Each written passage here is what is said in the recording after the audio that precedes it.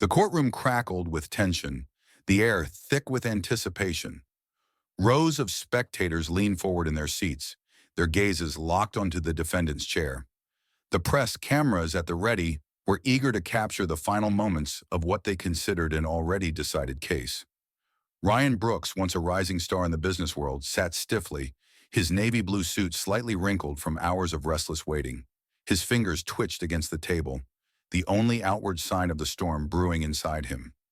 At the prosecution's table, Laura Hayes stood with the composure of someone who knew she had already won.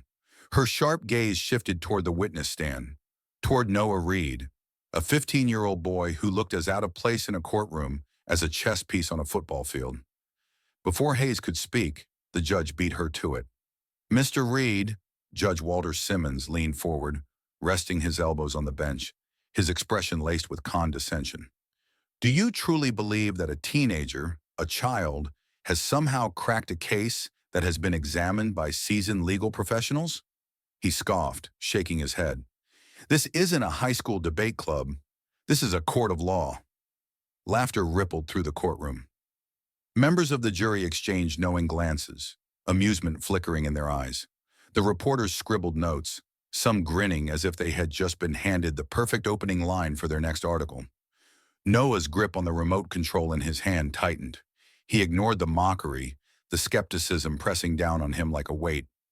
Instead, he took a steadying breath and pressed the button. The room dimmed as the projector flickered to life, casting a large image onto the screen at the front. The timestamp was clear, the night of the murder. But instead of showing Ryan Brooks near the crime scene, the GPS data told a different story.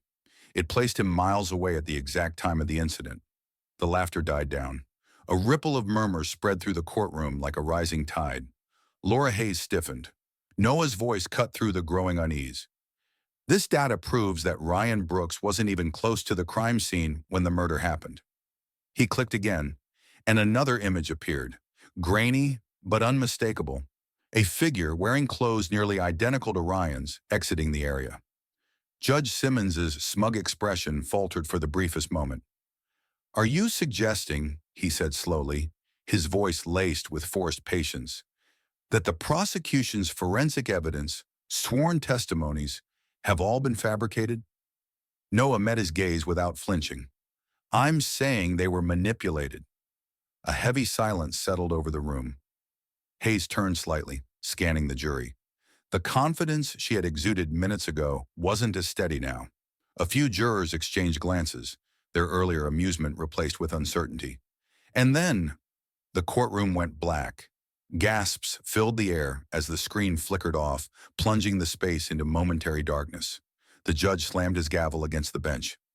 "What the hell is going on? Someone fix this!" Noah didn't need an explanation. He knew exactly what had happened. This wasn't a glitch. This was sabotage. But before we dive in, let us know. What time are you listening to this, and where are you? Drop a comment below. We'd love to hear from you. 3 weeks earlier, Noah sat hunched over his desk, the dim blue glow of his monitors casting sharp angles across his face. His fingers tapped rhythmically against the keyboard, his focus unwavering as lines of code scrolled down his screen. The rest of the world had long since gone to bed, but for Noah, the night was just beginning. He hadn't expected to get involved in anything like this. He was just another high school kid with an affinity for hacking, a knack for seeing patterns where others saw noise. But when he'd read about Ryan Brooks's case, something didn't sit right. The evidence against him had been too perfect, too seamless. That was the first red flag. Pulling up the case files, Noah scrolled through the prosecution's timeline of events. He skimmed past the witness statements and forensic reports, stopping at one critical piece of evidence, the GPS records. Ryan's phone had allegedly pinged from a location near the crime scene at the exact time of the murder. That was the foundation of the entire case. But as Noah cross-referenced the GPS data with the city's traffic system, something strange happened. The coordinates didn't match. Ryan Brooks's phone had been recorded miles away, far from the location where the prosecution claimed he had been. Noah's stomach tightened. This wasn't a minor discrepancy. This was a mistake big enough to break the case wide open. His fingers flew across the keyboard, running a secondary check through another system. This time, he accessed the city's live traffic feed from the night of the murder. If Ryan had truly been at the scene, there should be a clear image of him entering or exiting the area. The footage loaded, grainy but serviceable. Noah's eyes darted across the screen, scanning for anything unusual. Then he saw it. At the exact time of the murder, a figure left the crime scene. Someone wearing similar clothes to Ryan, but something was off. The way they walked, the way they carried themselves. It wasn't quite right. It was subtle, but Noah had an eye for detail. This wasn't Ryan Brooks. Noah leaned back in his chair, exhaling sharply. He had something real. He reached for his phone, his pulse quickening as he dialed the local precinct. It was late, but someone had to pick up. The line clicked. NYPD, what's your emergency? I have information about the Ryan Brooks case, Noah said quickly. There's an issue with the GPS data, and I have traffic cam footage that proves— Stop right there, kid, the officer interrupted, his tone instantly dismissive. You want to play detective? Call a podcast. The case is closed. Noah opened his mouth to argue, but the line went dead. His frustration simmered. They didn't even care. They wouldn't even listen. Noah's parents had always told him he spent too much time on his computer. His teachers thought he was wasting his potential, preferring to tinker with lines of code instead of paying attention in class. And now even the police wouldn't take him seriously. But if he was right, if Ryan Brooks had truly been framed, how many others had been convicted under similarly faulty evidence? Noah stared at the frozen traffic cam image, the blurry silhouette of the unknown figure lingering on his screen. For the first time in his life, he felt a pull stronger than curiosity. He had to see this through. A notification blinked in the corner of his screen. A new message. No sender. No subject. Just a single line of text. Stop digging. This isn't your fight. Noah's breath caught. Someone was watching. Someone knew he was looking. He should have felt fear. A rational person would have backed away. But instead, a thrill shot through him. He was onto something. And now there was no turning back. Noah sat at his desk, drumming his fingers against the keyboard as his eyes flicked between tabs. His email inbox remained stubbornly empty. It had been almost 24 hours since he had sent his first message to Mark Caldwell, Ryan Brooks's defense attorney. He had kept it brief, factual, just enough to pique interest. The GPS data was flawed. The city's traffic cameras told a different story. There was a real possibility that the prosecution had convicted an innocent man, but Caldwell hadn't responded. Noah leaned back, frustration prickling at the edges of his patience. He tried calling next. Straight to voicemail. He left a message, keeping it short. Still no reply. An hour later, he tried the law firm's main number. A receptionist with a clipped professional tone answered. I'm trying to reach Mark Caldwell regarding the Ryan Brooks case, Noah said. Are you a client? No, but I'm sorry, Mr. Caldwell is unavailable. Noah clenched his jaw. Could you just tell him it's about new evidence? Something that could exonerate Brooks? A pause, then the woman sighed. Look, kid, we don't take unscheduled appointments, and we definitely don't take meetings with minors. Have a nice day. The line went dead. Noah stared at his phone, the rejection settling in. They weren't going to listen. They saw him as a kid with too much free time, playing detective. But that didn't mean he was going to stop. If they wouldn't let him in, he'd find another way. The next day, Noah found himself standing outside Caldwell and Associates, a modest but polished law office nestled between high-rise buildings in Manhattan. Through the glass doors, he could see a receptionist typing away, stacks of legal documents piled high on her desk. He pushed open the door, stepping inside with as much confidence as he could muster. The receptionist barely glanced up. I need to speak with Mark Caldwell, he said. She finally looked at him, eyes flicking over his hoodie and sneakers, with a mix of irritation and amusement. Do you have an appointment? No, but then I'm afraid you'll have to schedule one. Mr. Caldwell is very busy. Noah nodded, pretending to accept that. Then, as casually as possible, he pulled out his phone and accessed the firm's internal scheduling system, one he had hacked into the night before. With a few taps, he inserted a new appointment. Noah Reed, urgent evidence in Ryan Brooks' case. 30 seconds later, the receptionist's computer screen pinged with a new notification. She frowned, clicking into the calendar. That's funny, she muttered, squinting at the sudden appointment. I don't remember. Noah cleared his throat. I think I'm on the schedule now. She hesitated, then exhaled sharply. Fine, but if he throws you out, don't say I didn't warn you. Success. Mark Caldwell looked up from his paperwork as Noah stepped into his office.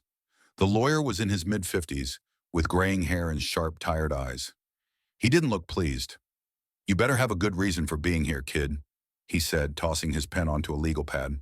My assistant said you had something urgent? Noah took a breath, stepping forward. Ryan Brooks is innocent. Caldwell let out a dry chuckle. That's quite a claim. And I suppose you have proof? Noah pulled out his laptop, setting it on the desk. I do. He clicked open the GPS data first. This is from the prosecution's evidence. It places Brooks at the crime scene. Caldwell nodded. Yes, I'm aware. But when you cross-reference it with the city's traffic cameras, Noah continued, pulling up the footage, he wasn't there. Someone else was. Someone wearing similar clothes, but the build is different. And look at the timestamps. The GPS data has been altered. Caldwell's expression shifted slightly as he leaned in, studying the screen. If this is real... It is, Noah said firmly. Caldwell exhaled, rubbing his temples. If this holds up, then we're looking at one of the biggest wrongful convictions in recent history. He looked back at Noah. And you, a 15-year-old, are the one who found it? Someone had to. Caldwell sat back in his chair, running a hand down his face. He was silent for a long moment before finally speaking. You have no idea what you're getting yourself into, kid. Noah left the office feeling a strange mix of exhilaration and unease. He had finally gotten someone to listen, someone with the power to do something. But as he stepped onto the sidewalk, his excitement was short-lived. A black sedan sat idling across the street, its tinted windows concealing whoever was inside. Noah's stomach tightened. It could be nothing. But then his phone vibrated in his pocket. Another anonymous message. You're going too far. Noah glanced back at the car. The engine rumbled, then it pulled away from the curb, disappearing into the city traffic. He should have felt afraid. Maybe he was. But the adrenaline drowned it out. He was getting closer, and that meant he was on the right track. Noah had been inside dozens of systems before. Some were easier to crack than others, but city surveillance networks? They were always a challenge. Layers of encryption, firewalls stacked like Russian dolls, all built to keep prying eyes out. But Noah wasn't just anyone. He thrived on puzzles, and right now, this was the only puzzle that mattered. Sitting in the dim glow of his monitors, he exhaled slowly and typed in his final override command. His screen flickered, then rows of data poured in. A smirk tugged at the corner of his lips. He was in. His fingers moved fast, pulling up footage from traffic cameras near the crime scene. If the GPS data had been altered, maybe the video feed had been too. He ran the timestamps, cross-checking every available angle from the night of the murder. One by one, the clips loaded. Then his stomach dropped. Several frames were missing. Not a glitch, not a software error. Someone had intentionally erased a portion of the footage. A gap in the timeline, right at the moment when the real killer should have been caught on camera. Noah's pulse quickened. He wasn't just looking at a cover-up. He was staring at proof that someone with serious power wanted this buried. He dug deeper, scanning the raw data files. Most of it was junk, overwritten to mask what had been erased. But then, buried within an encrypted cache, he found something. A fragment of a video file, partially corrupted but still intact. A lone figure emerging from a dark alley. The quality was grainy, distorted, but Noah could make out the basic details. Average build, dark clothing, a hood pulled over their head. This wasn't Ryan Brooks. He started the decryption process, but it would take time. He needed a way to speed it up. That's when he felt it. A presence. That strange, instinctual feeling of being watched. Noah's breath hitched. He turned his head just slightly, catching a reflection in his computer screen. a shadow moving outside his window. Someone was there. He shut his laptop in one quick motion, his heartbeat thudding in his ears. He moved toward the blinds, carefully peeling them back just enough to see. The street was mostly empty, save for a single parked sedan with its headlights off. The kind of car that blended in, the kind that didn't attract attention, unless you were looking for it. Before Noah could react, a voice spoke from behind him. "You should walk away from this." Noah spun, heart slamming against his ribs. Standing in the doorway of his small apartment was a man he had never seen before. Late 40s, sharp features, graying stubble along his jaw. He looked worn, like someone who had spent years on the wrong side of the law, or trying to fight it. Noah's mind scrambled for explanations. Had he forgotten to lock the door? Had this guy picked the lock? "Who the hell are you?" Noah demanded, backing up slightly, trying to calculate his next move. The man raised his hands slightly, a gesture of calm.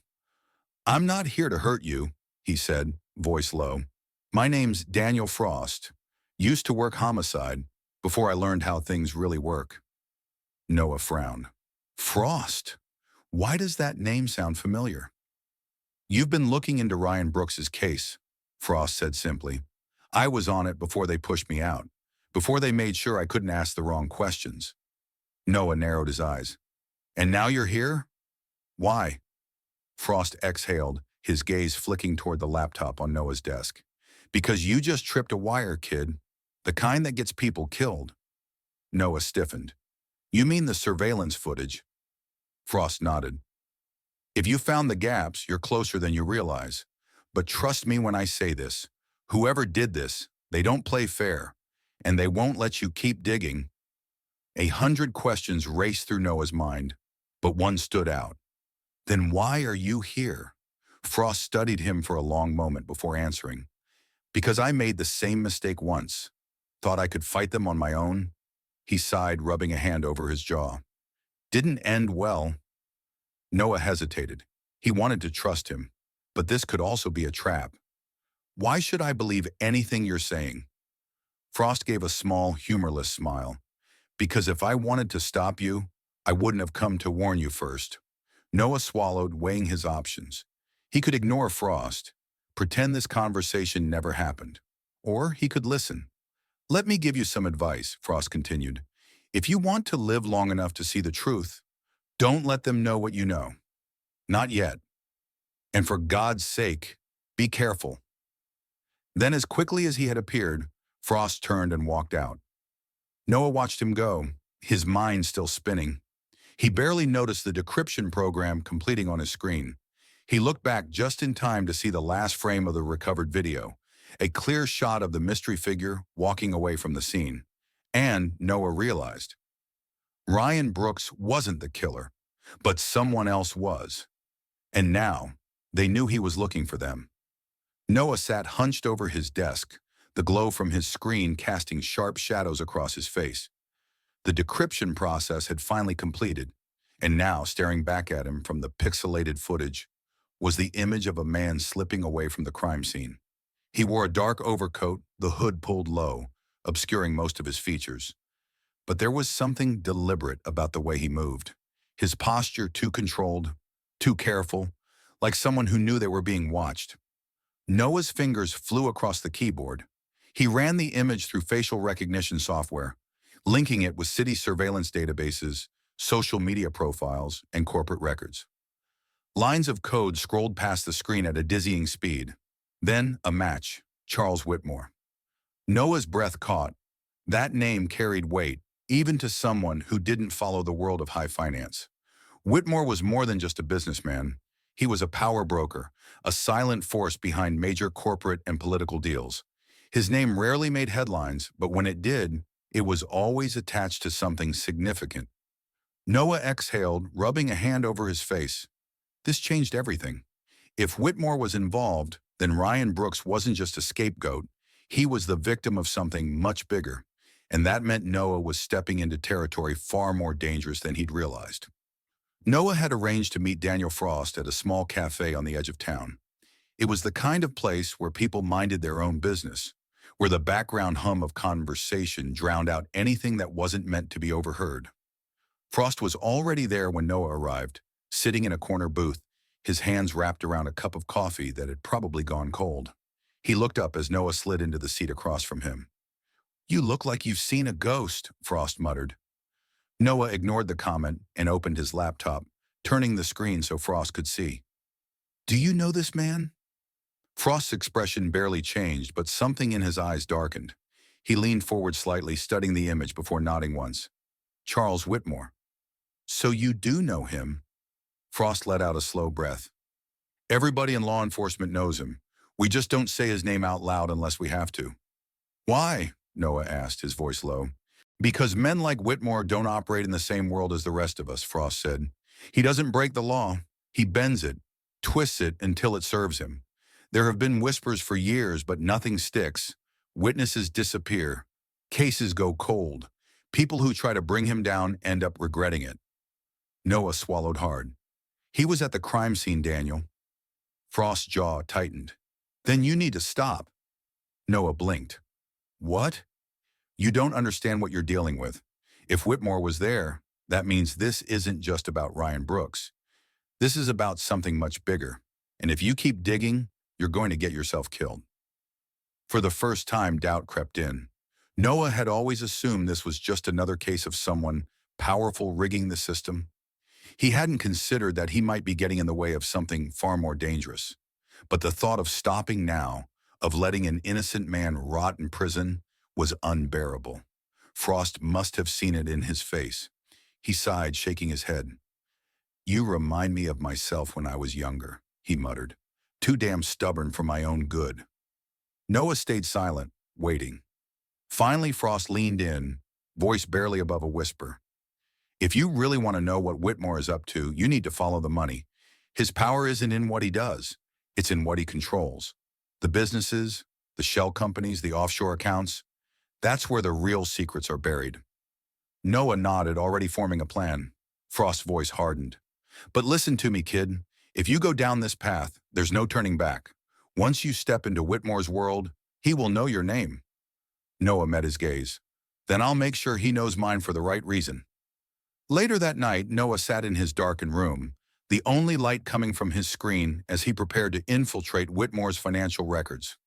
He had done this before, hacked into corporate databases, government systems, places he wasn't supposed to be, but this felt different, more dangerous, more real. He cracked his knuckles, took a breath, and started typing. The system was locked down tight. Firewalls, encryption layers, decoy servers, all designed to keep people like him out. But Noah was patient, methodical. He picked apart the security piece by piece, slipping past the defenses like a ghost. Finally, after what felt like an eternity, he was in. Rows of transactions unfolded before him. Names of companies he'd never heard of. Offshore accounts funneling money in and out. Then a familiar name appeared. Ryan Brooks. Noah's pulse quickened. There were payments under Brooks's name. Large sums of money moving between accounts, months before the murder. But why? What was the connection? Before he could dig deeper, a red alert flashed across his screen. Intrusion detected. Noah's stomach dropped. Someone knew he was here. His fingers flew across the keyboard, trying to cut the connection, to erase any trace of his presence. But before he could, a new message appeared on his screen. "You just made the biggest mistake of your life." The laptop shut down. The room was silent. Noah sat frozen, his breath coming fast, the weight of what just happened settling over him. And he wasn't sure if he had just uncovered the truth, or if he had just made himself the next target. Noah sat frozen, staring at his laptop's blank screen. The message that had flashed across before his system shut down still echoed in his head. "You just made the biggest mistake of your life." His fingers hovered over the keyboard, but there was nothing left to do. His entire system had been locked. Whoever had sent that warning wasn't bluffing. They had control now. Then his phone vibrated. No caller ID. He hesitated before answering, pressing the device to his ear. A distorted voice, mechanical and cold, cut through the silence. "You think you're clever, don't you, kid?" Noah's throat tightened. "Digging through things that don't concern you," the voice continued. "I'll give you one chance to walk away. Close your laptop. Forget what you saw. Otherwise, a pause. You won't get another warning. Click. The call ended. Noah shot up from his chair, his heartbeat thundering in his ears. He glanced around his room as if expecting someone to emerge from the shadows. Paranoia wrapped around his chest like a vice. He had been reckless. Now someone knew exactly who he was. The apartment suddenly felt too small, too exposed. He had to leave. Now throwing on a hoodie, he grabbed his backpack and yanked the charger from his laptop before shoving it inside. As he moved toward the door, his eyes flickered toward the window. A black SUV sat parked across the street. The engine was running. Noah swallowed hard. He didn't wait to see if they had noticed him. He slipped out the back entrance of the building and into the alleyway, moving quickly but trying not to look panicked. He had barely made it half a block before he heard the tires screech. They had seen him. His pulse surged as he ducked into a narrow side street. The sounds of heavy footsteps followed. They were coming. Noah's breath came in short gasps as he sprinted down the alley, weaving between trash bins and broken crates. The walls on either side loomed over him, making him feel like a rat trapped in a maze. At the far end of the alley, a chain-link fence blocked the exit. He cursed under his breath and glanced behind him. 2 men were closing in. He didn't have time to think. He ran full speed toward the fence, using a stack of crates as leverage to propel himself up. His fingers gripped the metal links, the wire digging into his palms as he scrambled over. But as he landed on the other side, his relief was short-lived. Another black SUV skidded to a stop in front of him. The back door swung open. Noah took a step back, ready to turn and run again, but a voice called out, "Get in! Now!" He hesitated, then saw who was behind the wheel. Mark Caldwell. "What the hell are you doing here?" Noah asked, panting. "Saving your ass," Caldwell shot back. "Now move before they grab you." Noah didn't need to be told twice. He dove into the car, and before he could even shut the door, Caldwell hit the gas. The tires screeched as they peeled out of the alley. The car was silent for a long moment, the city lights blurring past. Noah's hands were still clenched into fists, adrenaline coursing through him. Caldwell finally broke the silence. "You must have really pissed someone off." Noah scoffed. "Yeah, I noticed." Caldwell kept his eyes on the road. "Who were they?" Noah shook his head. "I don't know, but they work for Charles Whitmore." At the mention of the name, Caldwell's grip on the wheel tightened. "So you know who he is," Noah said, watching him carefully. Caldwell exhaled sharply. "I know exactly who he is, and I know what he's capable of." Noah frowned. "Then why haven't you done anything?"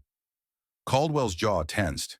"Because knowing something and proving it are 2 different things." "You knew Ryan Brooks was innocent, didn't you?" Caldwell was quiet for a beat. Then finally he nodded. "I had my suspicions, but suspicions don't hold up in court." Noah studied him. "And now?" Caldwell glanced at him, his expression unreadable. "Now I have you." Noah crossed his arms. "So what? You want me to stop? Walk away?" Caldwell sighed. "Kid, I've been in this game a long time. You think you're chasing justice, but what you're really chasing is a target on your back." Noah's stomach turned. He knew Caldwell was right, but the idea of walking away now, after everything he had seen, wasn't an option. "So what do I do?" Noah asked. Caldwell looked at him, his expression grave. "You have a choice. Keep digging, and Whitmore will come for you. Stop now and maybe you can walk away unscathed." Noah stared out the window as the city passed by in a blur. The choice wasn't hard. It never was.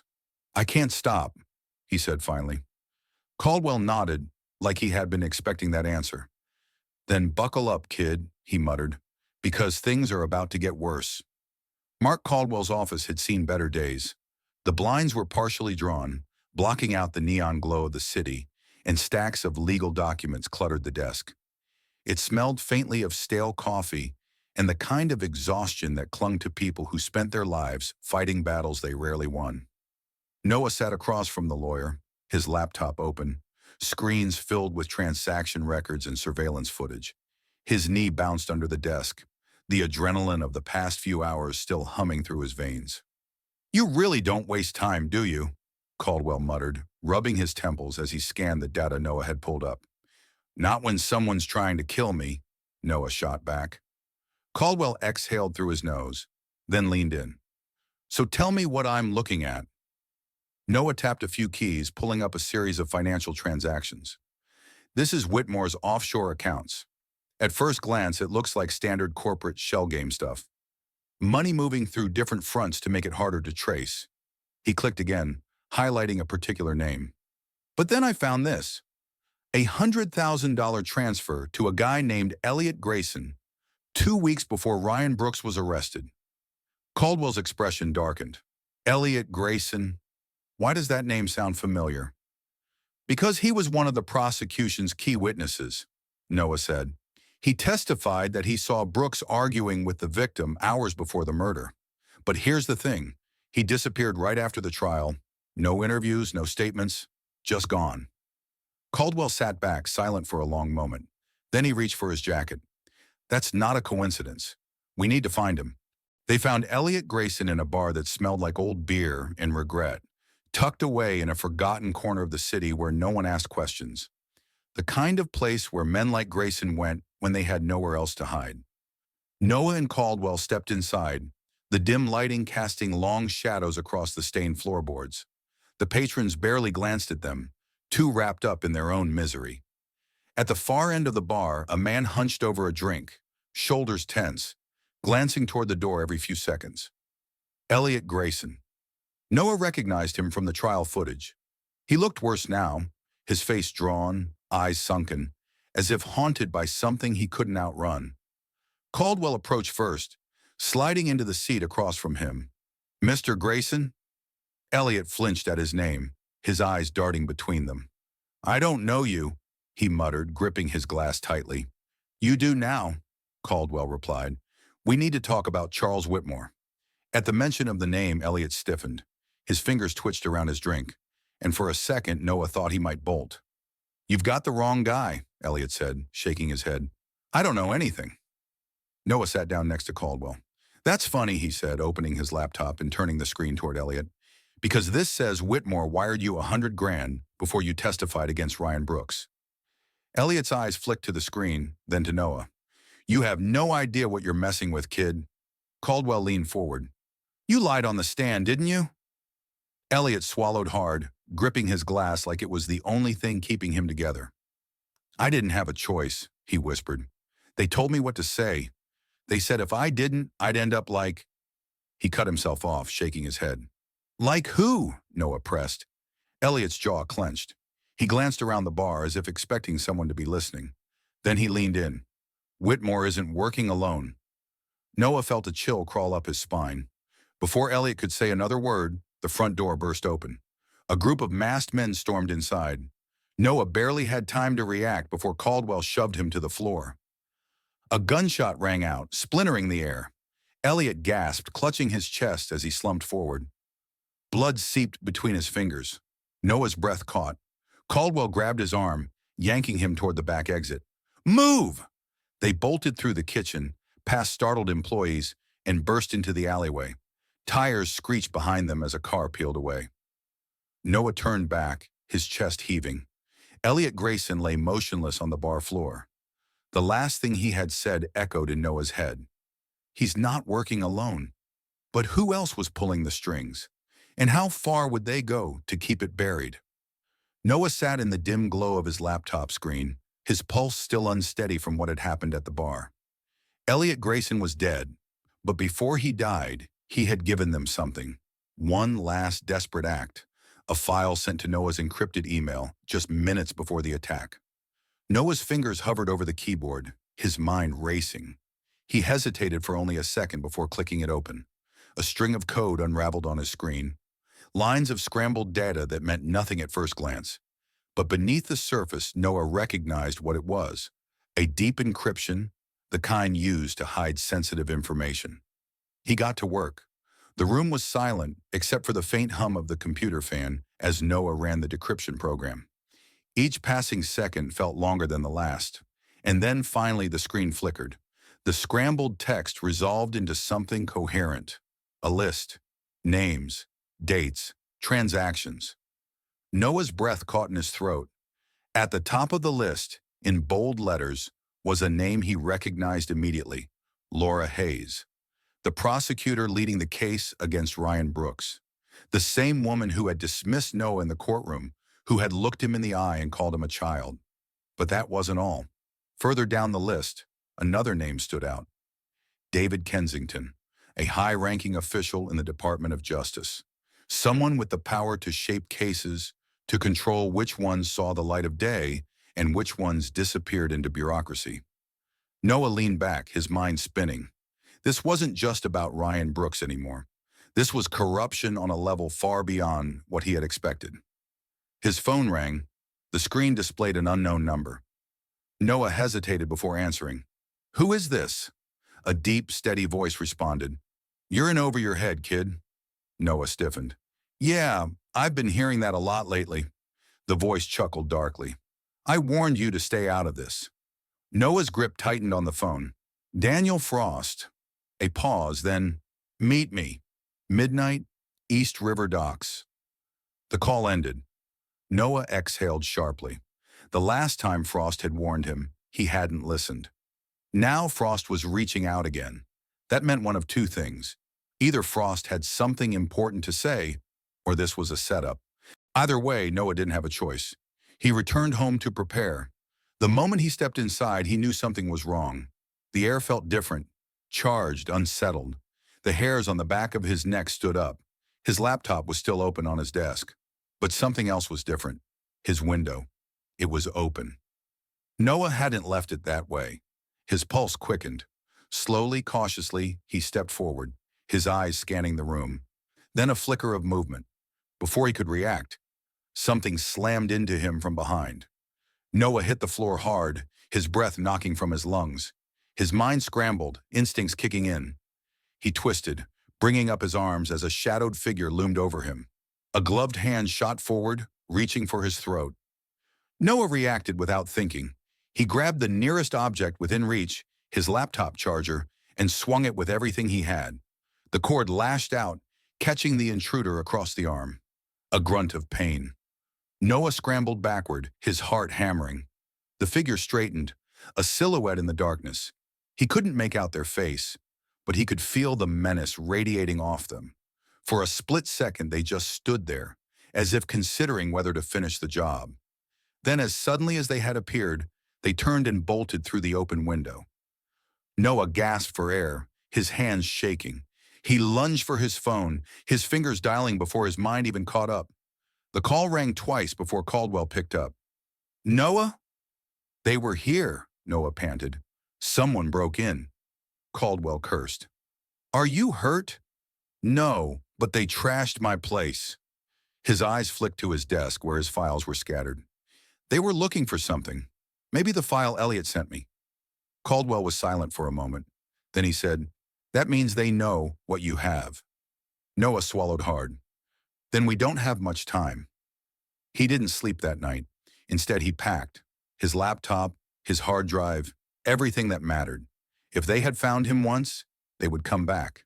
As he zipped his bag shut, he whispered to himself, "If they're trying this hard to stop me, it means I'm getting close." Noah grabbed his jacket and headed out. He had a meeting to get to, and this time, he was ready. Noah stood outside the abandoned warehouse on the outskirts of the city, his breath visible in the cold night air. The place looked like it hadn't been used in years. Rusted metal doors, shattered windows, graffiti-covered walls. The kind of place where no one asked questions if something went wrong. His grip tightened around the strap of his backpack as he stepped inside. The dim glow of a single overhead bulb flickered, casting long shadows across the cracked concrete floor. He scanned the space, every nerve in his body on edge. Then a voice came from the darkness. "You came alone." Noah turned to see Daniel Frost emerging from the shadows. His posture was tense, eyes sharp, scanning the room just as Noah had. "You didn't give me much of a choice," Noah said, his voice low. Frost exhaled, nodding. "I had to be sure. They're watching me, watching everyone who gets too close." Noah pulled his laptop from his bag and opened it, the screen casting a faint blue glow over his face. "Elliot Grayson sent me this before he was killed." He turned the screen toward Frost, showing the list of names, the same names that had shaken him to his core. Frost's expression darkened as he scanned the file. "Damn it," he muttered. "I knew it. I knew Whitmore had people inside the system. But this," he shook his head. "Laura Hayes, Kensington. These aren't just pawns. These are people who make things disappear." Noah swallowed hard. That means this isn't just about Ryan Brooks. This is about control, about silencing anyone who gets in Whitmore's way. Frost ran a hand through his graying hair, his jaw tightening. "I was a fool to think I could stop this years ago. I tried. I got too close. And they made sure I had nothing left." He looked up at Noah, his eyes hard. "You still have a way out, kid. Walk away now and maybe—" "No," Noah interrupted. "I'm in this whether I like it or not. They came after me. They broke into my home. If I stop now, I'm as good as dead anyway." Frost studied him for a long moment. Then he gave a small nod. "Then we don't have much time." A sudden noise outside made both of them freeze. Frost moved first, snapping his laptop shut. "We need to go. Now." Noah barely had time to react before the first gunshot shattered the silence. The warehouse doors burst open. Noah barely saw them before Frost shoved him aside. "Move!" Bullets ripped through the space, echoing in the emptiness. Noah scrambled behind a stack of crates as Frost fired back, his movements quick and precise. Like a man who had done this before. The masked men spread out, their guns trained on every possible escape route. "How many?" Noah hissed, pressing his back against the crate. "Too many," Frost muttered. He reloaded, his breathing steady despite the chaos. "We're not getting out the way we came in." Noah scanned the room, his mind racing. Then he saw it, an old maintenance hatch near the far wall, half concealed by debris. Their way out. "We go left," Noah whispered. Frost nodded. "On my signal." More gunfire. The wood splintered behind them. "Now!" Frost yelled. Noah ran. He ducked, weaving through the maze of crates, his heart pounding against his ribs. Frost was right behind him, covering their escape with precise shots. They reached the hatch. Frost wrenched it open and shoved Noah inside first. Then, a sharp grunt of pain. Noah turned just in time to see Frost stagger, his hand clutching his side. Blood. "No!" Noah tried to go back, but Frost shoved him forward. "Go, damn it!" With no choice, Noah pushed through the hatch and into the cold night. Frost followed a second later, wincing as he pressed a hand against his wound. Behind them, the masked men scrambled to follow, but the warehouse was too vast, too dark. They had bought themselves a few precious seconds. They disappeared into the night. Meanwhile, across town, inside a sleek office with floor-to-ceiling windows, Laura Hayes stood at her desk, staring at the phone in her hand. The voice on the other end was calm, smooth, too controlled. "You understand what's at stake?" Charles Whitmore's voice came through the receiver. "Ryan Brooks was never the problem. The problem is that this case is now bigger than it should be." Laura swallowed hard. "I did what I was supposed to. I buried the evidence. Not enough," Whitmore interrupted. "Because now, a 15-year-old boy has the truth, and we both know what happens if that truth reaches the wrong people." Laura's grip tightened on the phone. "If you want to keep your career intact," Whitmore continued, "you will make sure this case stays closed. Otherwise—" He let the silence linger before adding, "Elliot Grayson should serve as a reminder." The call ended. Laura stared at her reflection in the window, her face pale. She had made a deal with the devil, and now she wasn't sure she could get out. Noah sat in the passenger seat of Frost's car, his mind racing as he watched the city lights blur past. Frost winced as he pressed against his wound, keeping one hand on the wheel. "That could have gone worse," he muttered. Noah glanced at him. "You were shot." "Better me than you," Frost said. Then after a pause, he added, "You were right. This is bigger than I thought. And now Whitmore knows you won't stop." Noah clenched his fists. "Then we make sure he knows we won't stop either." Frost gave him a grim smile. "Kid, you have no idea what you just started." Noah exhaled slowly, staring ahead. Neither did Whitmore. Noah sat in the cold, sterile studio of a major news network, staring at the blinking red light on the camera. His heartbeat thudded in his ears, but he forced himself to stay calm. This was the moment. The world was about to hear the truth.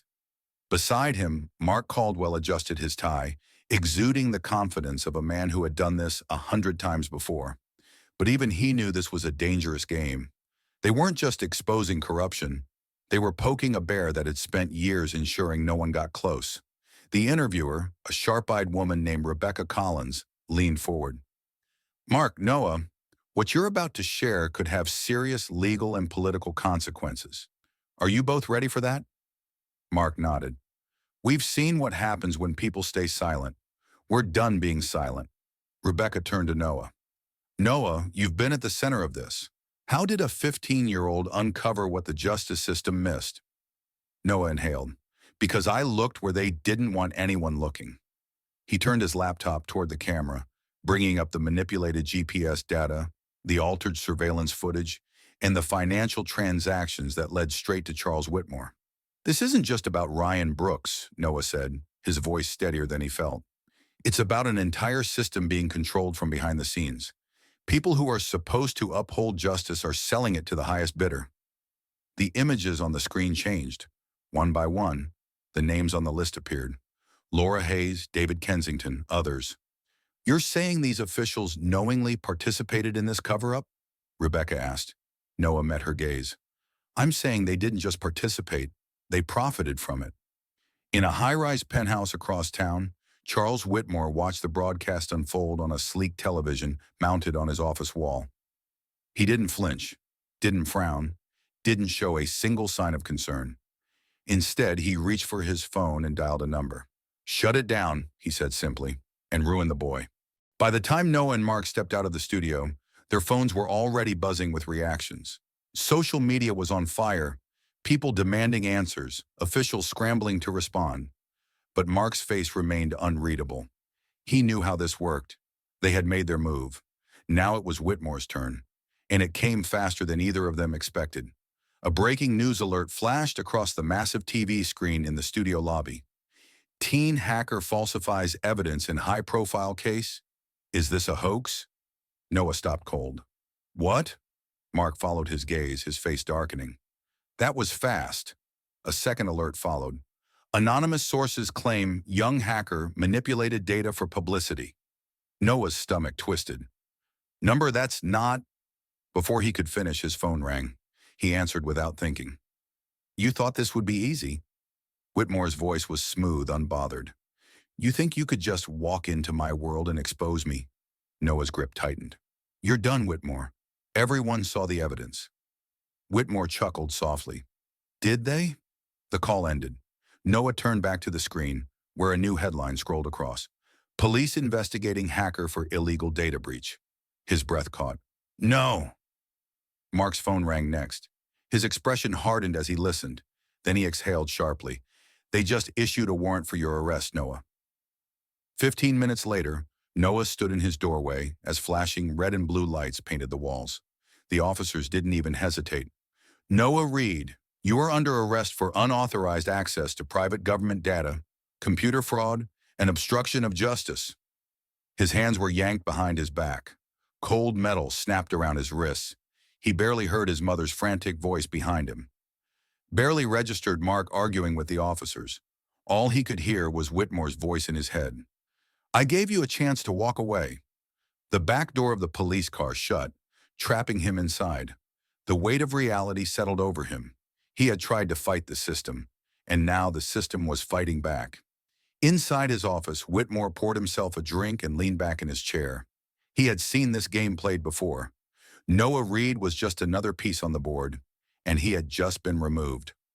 Noah sat in the small, dimly lit holding cell, his back pressed against the cold concrete wall. The stale air smelled of sweat and desperation.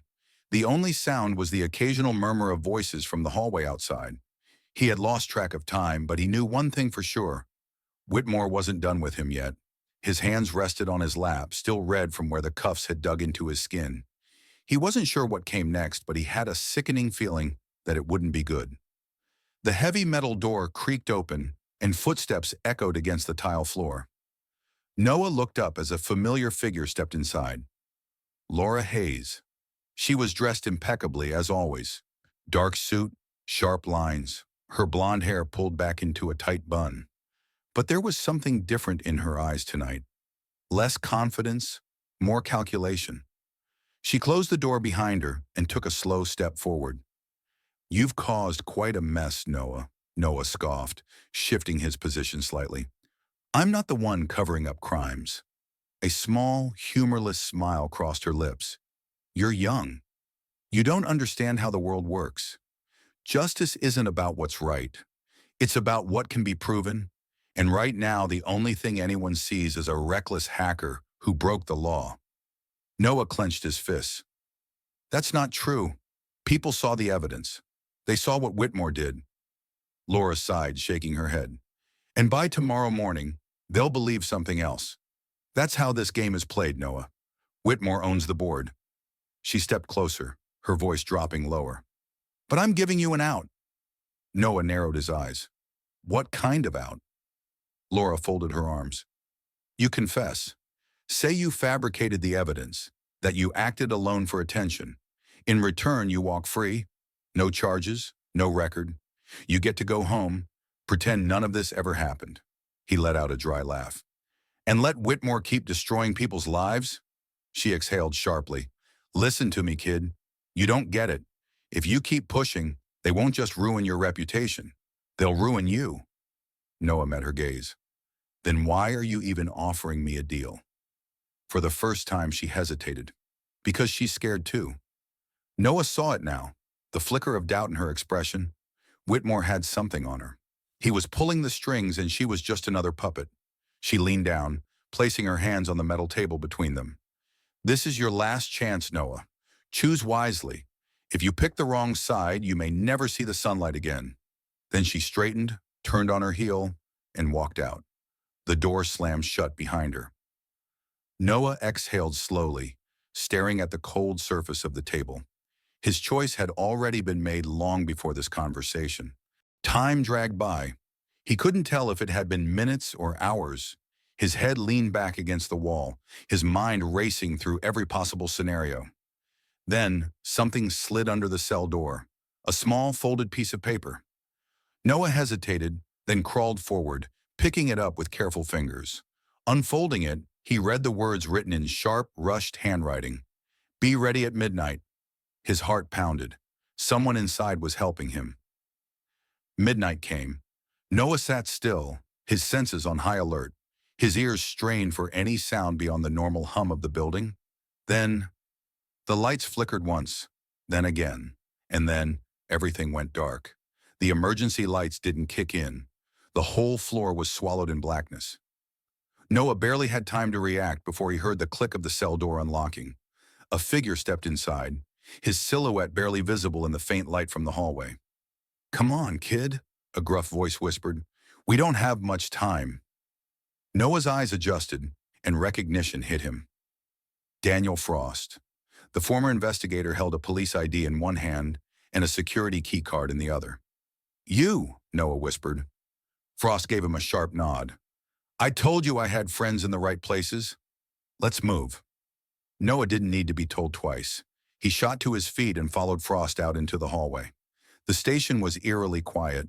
No officers rushing in to stop them, no alarms blaring. Whoever Frost had on the inside, they had done their job well. They slipped down a side corridor, keeping low, their footsteps light against the linoleum floor. Frost led him through a back entrance normally used for prisoner transport. As they reached the exit, distant voices rang out. "They know," Frost muttered. "Run." Noah bolted. They burst into the cold night air. Across the street, an engine roared to life. A black sedan. The passenger door flew open, and a familiar voice called out, "Get in! Mark Caldwell!" Noah didn't hesitate. He dove into the back seat as Frost slid in beside him. The moment the door shut, Mark floored the gas pedal. Behind them, the shouts of officers grew distant. The flashing red and blue lights faded into the night. Noah turned to look back through the rear window. He was free. But he knew this was only the beginning. The safe house in Brooklyn was barely more than a cramped apartment with peeling wallpaper and a flickering ceiling light, but for now it was the safest place Noah could be. The world outside was unraveling. His face was everywhere. News reports, online debates, even conspiracy forums. Half the country thought he was a hero. The other half thought he was a criminal. But none of that mattered, because tonight, Whitmore was going down. Noah sat at the makeshift workstation, his fingers flying across the keyboard. Lines of code scrolled across the screen as he prepped the most important upload of his life. Every file, every transaction, every damning piece of evidence that exposed Whitmore's corruption was about to go public. Behind him, Mark Caldwell leaned against the wall, arms crossed, watching. "You sure about this, kid? Once you hit send, there's no going back." Noah didn't look away from the screen. There was never any going back.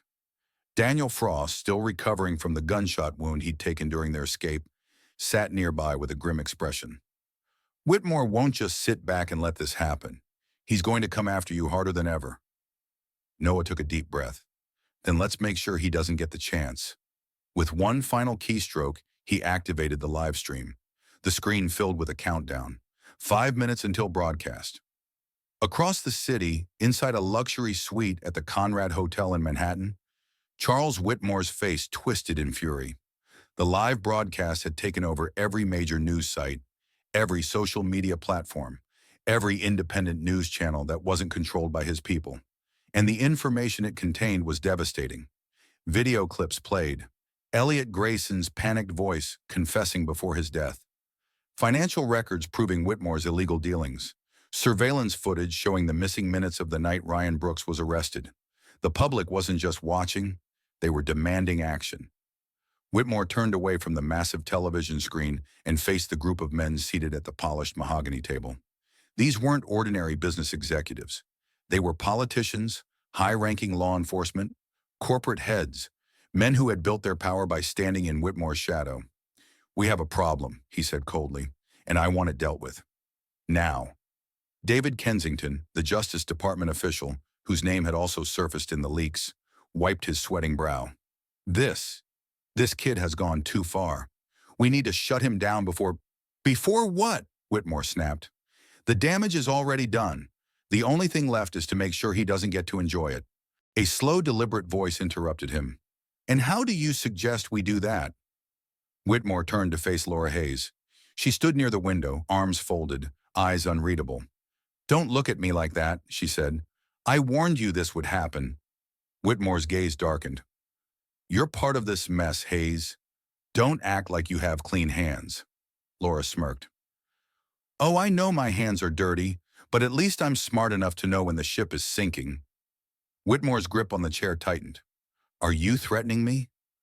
"I'm making a choice," she replied. "You're trying to bury a kid who just turned the entire country against you. Meanwhile, I still have a shot at saving my career. Guess which option I'm going with?" Silence filled the room. Then, Whitmore's phone buzzed. He looked down. A single message flashed on his screen. "Enjoy the show." His blood ran cold. At the safe house, Noah watched the screen with bated breath. The stream had done its job, but there was one more trick left to play. He turned to Mark and Daniel. "They're in a meeting right now, trying to figure out how to fix this." Daniel raised an eyebrow. "And?" Noah grinned. "And they don't know we're listening." He tapped a key and suddenly the screen displayed a live audio feed. The voices of Charles Whitmore, David Kensington, and Laura Hayes filled the room. Every word, every desperate attempt to shift blame was being broadcasted in real time, and Whitmore knew it. Noah leaned forward. "Checkmate." The fallout was immediate. By morning, federal agents had stormed Whitmore's offices. Arrests were being made. Kensington had resigned, and Laura Hayes had disappeared from public view. And Whitmore? Whitmore was finally where he belonged, behind bars. But for Noah, victory felt different than he expected. As he watched the chaos unfold on the news, he realized something. He had won, but he could never go back to being a normal kid. Mark stepped beside him. "You did it." Noah nodded slowly. "Yeah, but at what cost?" Daniel clapped him on the shoulder. "Sometimes doing the right thing means giving up the easy road." Noah exhaled. He had known this would happen, but it still felt strange, standing on the other side of the fight. Then his phone buzzed. A new message. No sender. This isn't over. Noah stared at the screen, his heartbeat steady.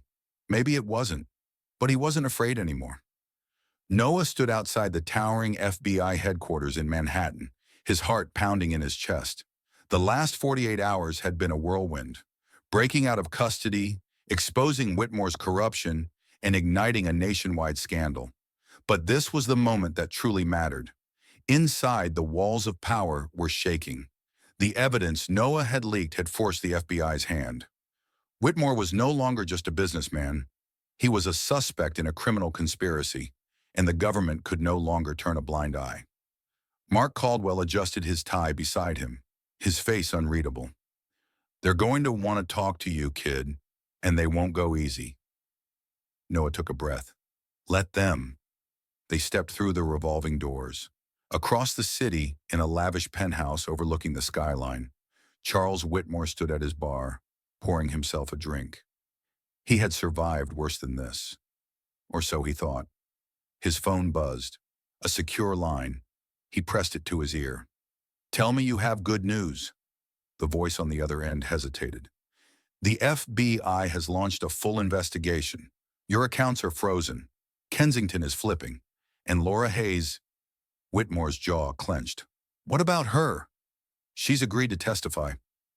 The glass in his hand shattered. Blood dripped from his palm, but he barely noticed. He turned to face the darkened room, where a group of men sat in silence. They weren't corporate executives. They weren't politicians. They were something worse. One of them, a thin man with cold eyes, leaned forward. This is spiraling out of control. Whitmore wiped his bleeding hand on a linen napkin. I can handle it. The man smiled faintly. Can you? The silence that followed said everything. Noah, Mark, and Daniel arrived at the FBI headquarters.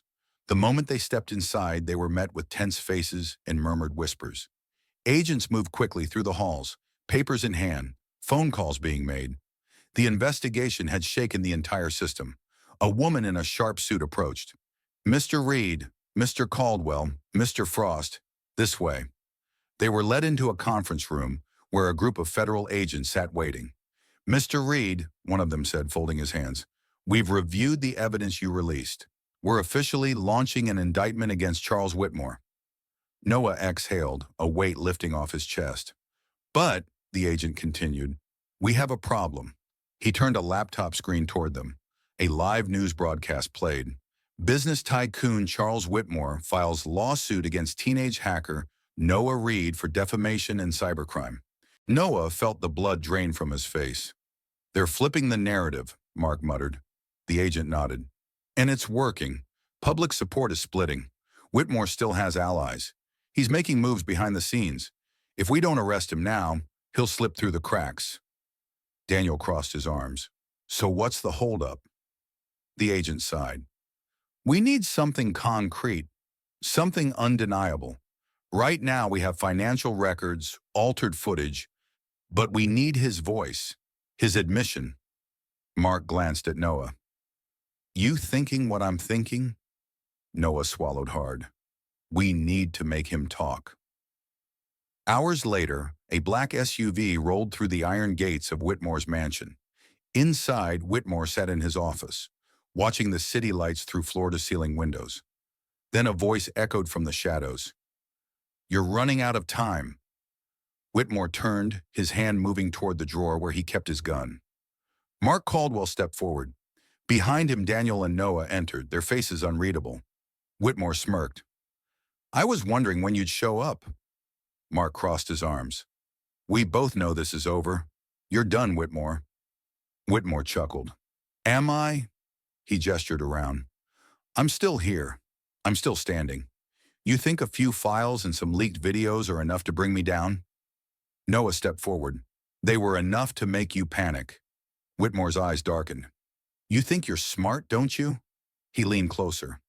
Do you even realize who you're up against? Noah held his gaze. Yeah, a coward who hides behind money and power. Whitmore's jaw tightened. Careful, kid. You have no idea how deep this goes. Noah took another step forward. Then tell me. Whitmore smirked. Why would I do that? Then, the door burst open. A dozen FBI agents flooded in, guns drawn. Whitmore's smirk vanished. Noah held up his phone, the screen still recording. Because you just confessed, he said. Whitmore's expression twisted into something dark, something feral. You little... An agent grabbed him, yanking his arms behind his back.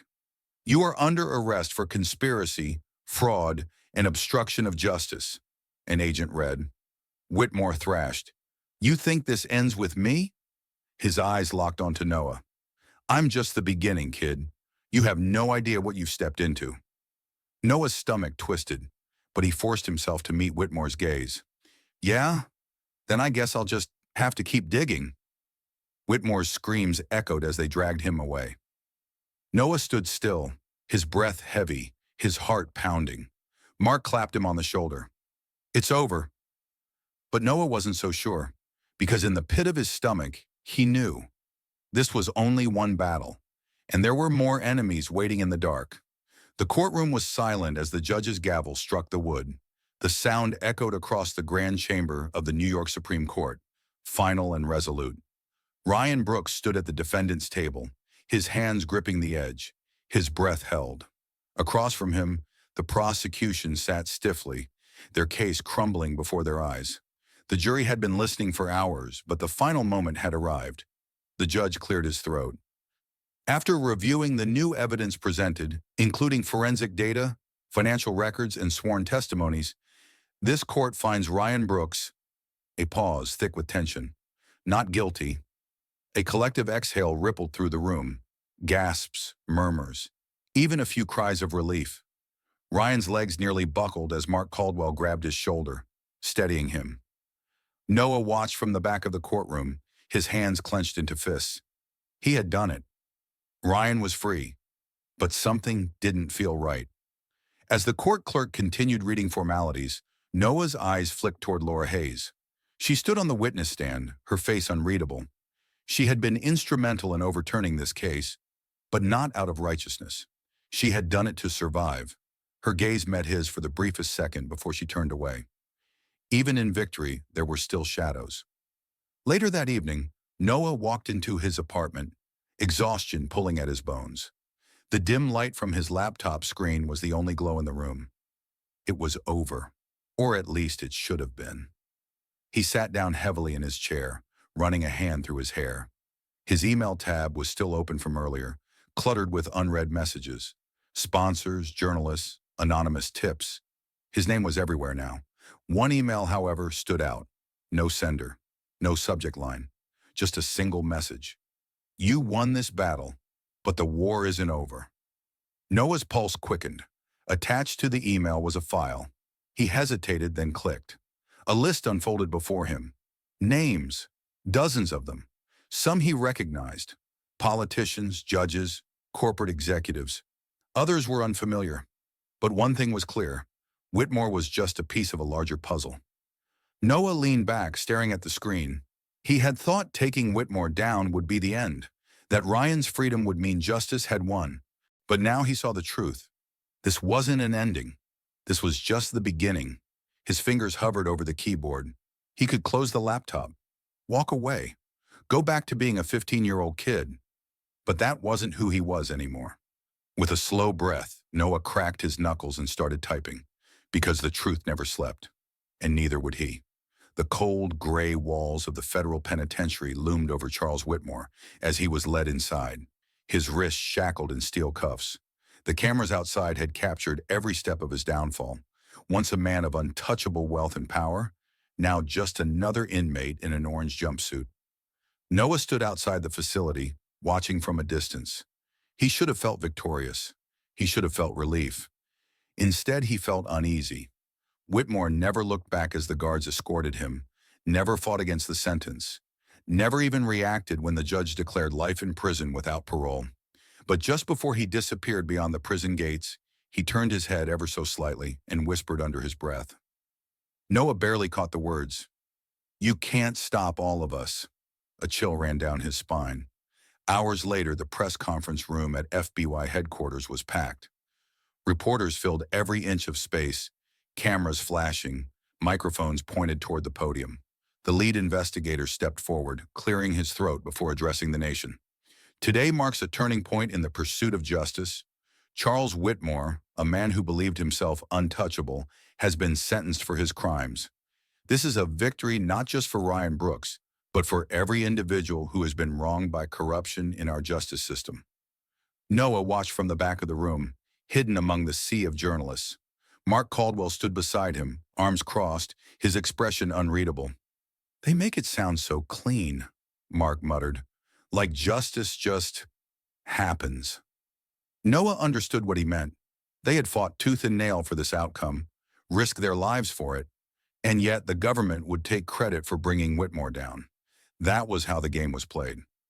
Just as the press conference was about to wrap up, an urgent whisper spread through the room. A breaking news alert flashed across the giant monitors. Key witness in Whitmore case found dead in apparent accident. Noah's stomach dropped. The screen switched to a live aerial view. A mangled car wreck, smoking on the side of a remote road. The victim's name appeared on the ticker below. David Kensington, one of the only people willing to testify against Whitmore's network. The room erupted in chaos, reporters shouting questions, FBI officials scrambling to respond. Noah felt the air leave his lungs. "They're cleaning up," Mark said grimly, "one by one." Noah barely heard him. His mind was racing. This wasn't over, not even close. Back in his apartment, Noah paced the floor. His laptop screen was filled with news reports, surveillance footage, anything that could give him a clue about who was behind Kensington's death. Then his phone vibrated. A new email. No sender, no subject. Just a single sentence. "You should have walked away." Attached was a classified government document. Noah's breath caught as he read the first few lines. It was a report on him, on his hacking activity, on every system he had infiltrated to expose Whitmore. The message was clear. They were coming for him next. A call came in, the number blocked. Against his better judgment, he answered. A distorted voice filled his ear. "You think you're a hero, kid? You're not. You're a problem, and problems get erased." The line went dead. Noah stared at his reflection in the dark laptop screen. His hands trembled slightly, but he clenched them into fists. He had spent months chasing the truth, uncovering lies, exposing the corrupt. Now the corrupt were chasing him. He could run, disappear, try to rebuild a normal life, or he could keep fighting. He could follow the trail, dig deeper, find out who was really pulling the strings. Noah took a deep breath, his heart steadying. There was no turning back now. The streets of New York stretched below Noah's window, the city glowing under the night sky. From up here, everything looked peaceful. Cars moving in slow, steady streams, people walking the sidewalks, neon lights flickering above storefronts. But Noah knew better. This city wasn't peaceful. It was a battlefield, one where justice wasn't just served. It had to be taken. And tonight, for the first time in months, he had a choice. The FBI had let him go earlier that day. No charges, no court hearings, no trials. They didn't need to make a public spectacle out of him. He was more useful in the shadows. But as Noah walked out of that gray, windowless interrogation room, he knew the real reason they had set him free. They were watching him. Every move he made, every message he sent, every keystroke on his laptop, someone, somewhere, was monitoring it all. He was free, but he was never going to be truly free. Back at his apartment, he found Ryan Brooks waiting outside his door. Noah hesitated for a second before stepping forward. Ryan had been through hell, falsely accused, nearly sentenced to life in prison, his name dragged through the mud. But now he was a free man, and he owed it all to Noah. "Figured I should thank you in person," Ryan said, offering a hand. Noah shook it. "You shouldn't be here," Noah muttered, glancing at the dim hallway cameras.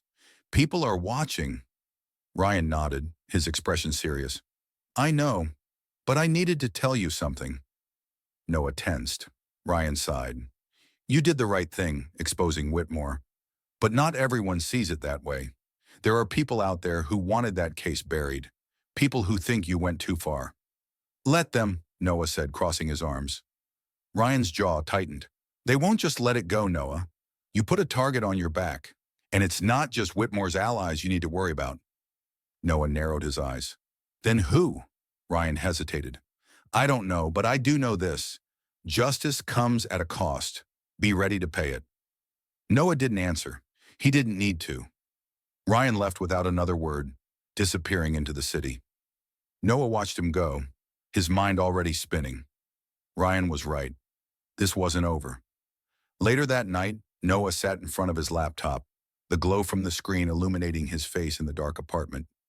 His inbox was flooded with messages, some from journalists wanting interviews, some from conspiracy theorists trying to link him to government cover-ups. He ignored them all, except for one. A single email with no sender, no subject line, just 2 sentences. We've been watching. If you want to keep fighting, meet us. Attached was an address, a warehouse near the Brooklyn docks. Noah's breath hitched. This was different. This wasn't a threat. It was an invitation, a choice. He leaned back in his chair, staring at the blinking cursor on his screen. He could walk away, try to be normal, go back to school, pretend none of this had happened, or he could find out who had sent that email. He could keep going. Noah turned toward the window, looking out over the city. The world was still broken. There were still people in power manipulating the system, silencing the truth, burying justice beneath stacks of money and influence. Whitmore was just one piece of it, and Noah wasn't done. Slowly, he turned back to his laptop. His fingers hovered over the keyboard. Then he began typing. A new command, a new search, a new mission. The screen reflected in his eyes as he whispered to himself, "Justice never sleeps, and neither do I." The screen went dark. Only the glow of the city remained. As the screen fades to black, a question lingers. What does justice truly mean? For Noah, justice wasn't just about uncovering the truth. It was about standing against a system designed to silence those who dared to challenge it. He learned that corruption isn't just one man, one crime, or one case. It's a web that stretches far and wide, and cutting off one piece doesn't mean the fight is over. But maybe that's the real lesson here. Justice isn't something that happens on its own. It requires people willing to fight for it, to risk everything for what's right, even when the odds are stacked against them. So now the question is, would you have done the same? Let us know in the comments below. What would you have done in Noah's place? And do you believe that one person can truly make a difference? If you enjoyed this story, make sure to subscribe so you don't miss our next thrilling case. Justice never sleeps, and neither do the stories waiting to be told. See you in the next one.